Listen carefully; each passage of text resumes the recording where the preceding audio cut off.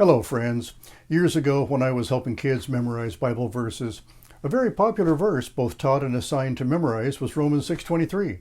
For the wages of sin is death, but the free gift of God is eternal life in Christ Jesus our Lord. Maybe you know it by heart too. Some fairly young kids memorized it pretty easily, but when I asked them, what does wages of sin mean? Explain it to me. Almost every one of them shrugged or said they didn't know. Sure, they understood the gift of God is eternal life and that Jesus is the one that gives it, but the wages of sin, that part, they weren't so sure. Now, I don't mean to be patronizing to you young people. I actually wonder if adults my age fully understand what the wages of sin means.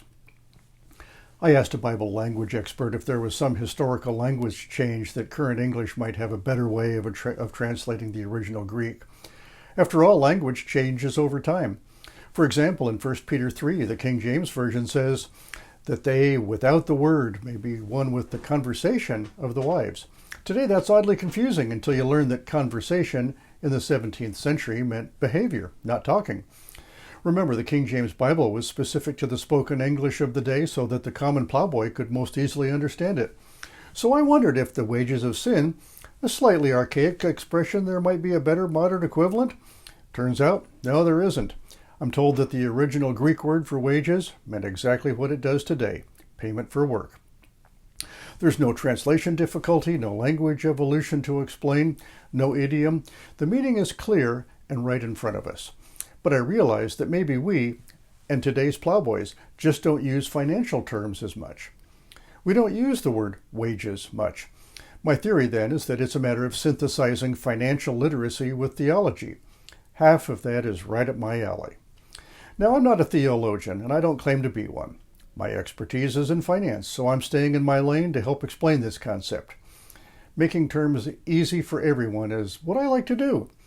I'm grateful for the pastors and scholars who know far more than I do. However, every part of the body of Christ plays a role. My hope is that this simple financial analogy helps you better understand Romans 6:23 so you can share it with others. So here's my goal. I want to offer a finance explanation for the wages of sin. We all need to be able to teach it to others. We need to understand first what we share with others. Since Romans 6:23 is a foundational verse for explaining the gospel to non-believers, we believers had better equip and strengthen ourselves. And making financial things simple is part of my mission in life. Now, I'm 100% sure we all understand the word wages. Most of us have had a job. If you put in some hours, you get paid an hourly rate, and you will earn a paycheck. Wages are simply payment for work performed. This is a straightforward cause and effect relationship. You work, your reward is getting paid. Work is the action, it results in pay. Work is the input, wages is the output. The Bible uses this financial concept to explain the consequences of sin. Sin is an action like work, but when we sin, it earns a different result. What's the reward? Death. That's what Romans 6:23 means when it says, the wages of sin is death. It's the natural result, the payment we've earned for our actions. One cool thing about the Bible is if you don't get it in one place, other sections can fill it in for you. The Bible is consistent with itself from Genesis to Revelation. This idea of cause and effect is repeated throughout the Bible. Galatians 6:7 says, do not be deceived. God cannot be mocked. A man reaps what he sows. The New Living Translation puts it even more plainly. You will always harvest what you plant. In Job 4:8, we read, those who plant trouble and cultivate evil will harvest the same. And Proverbs warns us that those who plant injustice will harvest disaster.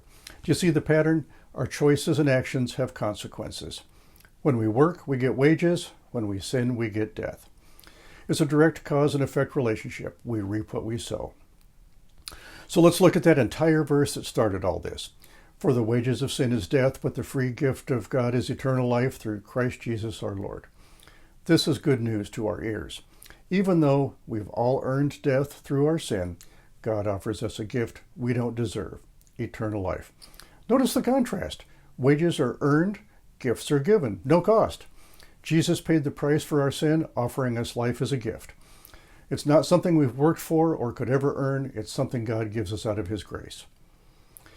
So Romans 6:23 is more than a memory verse. It's a clear and powerful explanation of the gospel. My challenge to you is this.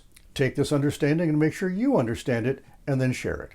Be able to teach it to your kids, be able to explain it to your friends, and make sure it's not just an empty string of words you memorized.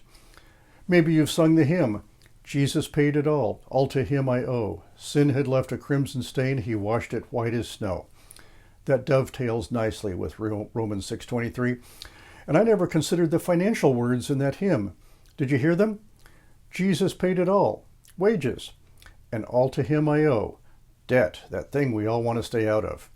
Jesus paid a debt he didn't owe to give us a gift we could never earn. You know, normally I always say there's no such thing as a free lunch. But this is the one exception. Jesus is always the one exception, isn't he? Jesus was God who came to earth as a baby to be a human being and pay our debt through a very real death. We can't compare anything we do to what he did. We can ask, what would Jesus do? But often there's no way we can do that too. The best we can do, though, is make sure we understand. Understand, appreciate, accept the gift, and share it with all the full meaning you yourself have within you. I hope this video has been helpful to you. Learn from the wisdom and experience of others. I hope all my videos help harness the wisdom of the Bible in some way. Managing your money God's way is surely the smartest way. I'd appreciate your comments to help guide my further attempts at creating useful videos. I hope you thrive and prosper. I make these videos because I believe I succeed by helping you succeed. Thanks for watching.